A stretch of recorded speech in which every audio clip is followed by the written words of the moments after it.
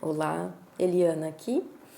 Hoje eu vim trazer para vocês o relato da minha experiência de quase morte que eu tive no ano de 2016 por tentativa de suicídio por enforcamento.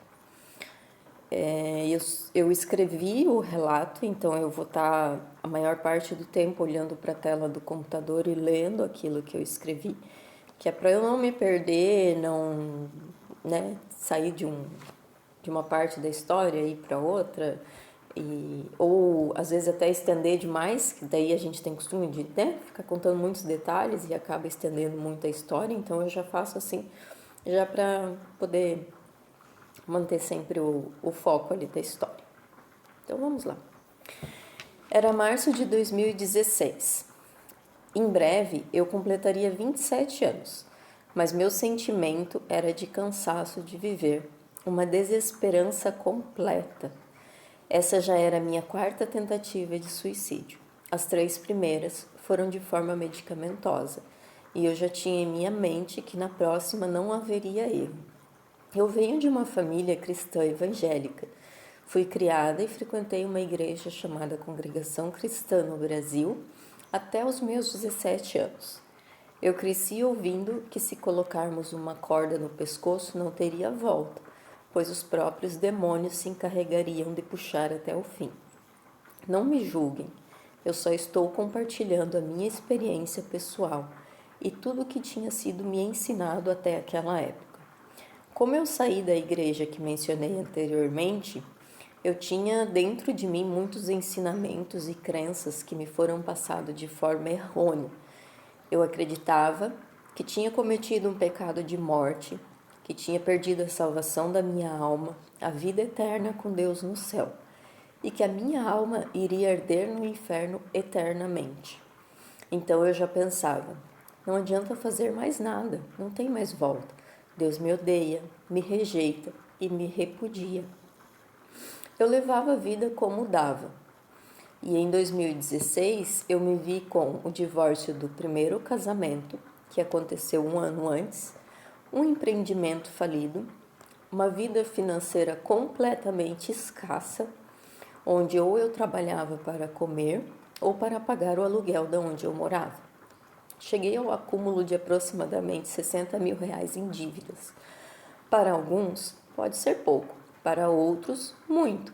E para mim era e ainda é muito, tanto que até hoje ainda tenho pendências para resolver.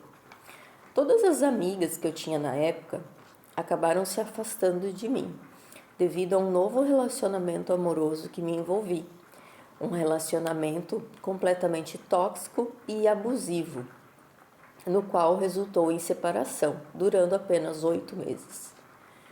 Também por brigas e discussões, eu acabei cortando relações com todos da minha família de sangue, inclusive minha mãe. Quando parei para olhar para minha vida, eu não via mais saída. Eu me vi sem ninguém. E como eu disse anteriormente, eu me sentia cansada, exausta de viver e não enxergava mais solução alguma para mim. Não tinha mais força, nem ânimo, nem coragem, nem motivação para acordar no dia seguinte e continuar sequer existindo. Então eu decidi, chegou a hora, e dessa vez não tem erro. Eu já havia perdido uma tia por parte de pai pelo mesmo motivo, suicídio por enforcamento. Eu era bem forte fisicamente na época, devido a um esporte que eu praticava e ensinava. Então sabia que precisaria estar sem forças para conseguir concretizar o fato. Fiz uso de uma mistura de bebida forte com alguns medicamentos que me deixavam sem força e muito sonolenta, e arrumei todo o local com toda a cautela para que eu não conseguisse de forma alguma ter apoio para eu própria acabar me tirando dali. Quando a mistura começou a fazer efeito, comecei a me sentir sonolenta e pensei, chegou a hora. E aqui sim, começa o meu relato da experiência de quase morte. Eu adormeci pendurada naquela corda. Não sei por quanto tempo, mas adormeci. Eu não saí do meu corpo, nem vi um túnel cheio de luzes como várias pessoas acabam vendo em suas experiências de quase morte. Mas do lugar que eu estava, que era um cômodo completamente escuro, abriu-se uma porta bem grande e desta porta vinha uma luz muito brilhante e forte. E eu pude ver a silhueta de um homem parado àquela porta. E esse homem dizia para mim: "Não faz isso, eu amo você. Saia daí, eu amo você." Ele não chegava a entrar nesse cômodo escuro, ele ficava parado à porta. Repetiu essa frase para mim 3 vezes. Então eu despertei pelo barulho da minha respiração. Eu já estava sufocando. Me dei conta do que estava fazendo. Entrei em desespero, mas em momento algum eu pensei em gritar ou pedir por socorro. Eu sentia muita vergonha de estar desistindo de viver, enquanto em hospitais existem milhares de pessoas lutando por suas vidas. Eu sabia que não havia nada para me apoiar em volta para sair dali, e a pressão estava cada vez maior em meu pescoço, principalmente por eu tentar me debater, procurando algum jeito de me soltar dali. Penso eu que pelo pico de adrenalina que devo ter tido na hora, consegui de alguma forma ter força para enrolar a corda no braço e ir me puxando até chegar no ponto de me segurar para afrouxar a corda. Se não foi isso, só pode ter sido algo sobrenatural para ter me tirado daquela corda. Eu fiquei com as marcas no pescoço por quase 3 semanas. Eu usava gola alta para ninguém ver, e era verão. Não tive coragem de buscar ajuda de profissionais da saúde.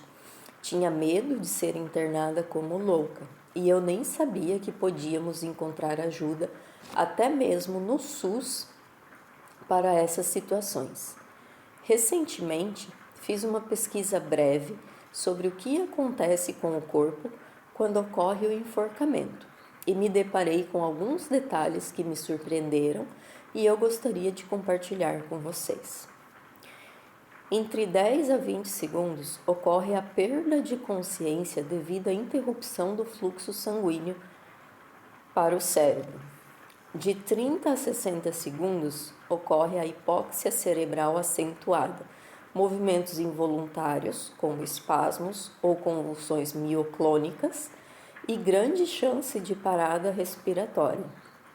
De 1 a 2 minutos, compressão intensa contínua, marcas profundas formam-se ao redor do pescoço e face. Além daquelas marcas roxas, também formam aqueles hematomas que têm pontinhos de sangue, assim.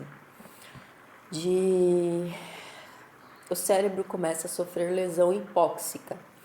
De 3 a 4 minutos, risco altíssimo de dano cerebral irreversível,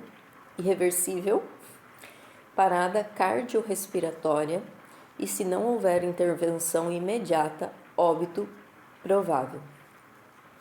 Sabendo de todas essas informações e estando aqui hoje, podendo gravar esse meu relato para vocês, contando tudo isso, para mim não há outra explicação. A silhueta daquele homem que apareceu na luz para mim é Deus. E muito ao contrário do que Satanás tentou colocar em minha mente, Deus me ama, sempre me amou. Mas não foi instantaneamente que eu entendi isso e senti de verdade o amor de Deus por mim. Eu precisei me permitir ser tratada em várias camadas, inclusive ser tratada em traumas religiosos também, para hoje poder viver um relacionamento completo e profundo com Deus, um relacionamento verdadeiro e livre de religiosidades. Talvez hoje você esteja aqui ouvindo esse relato pensando em desistir, assim como eu também pensei um dia. Mas hoje, receba em seu coração a certeza do amor de Deus por você. Ele não te esqueceu, Ele não te abandonou. Você não está sozinho, Ele está aí com você. Ele te ama. Que Deus te abençoe. Um forte abraço e até breve.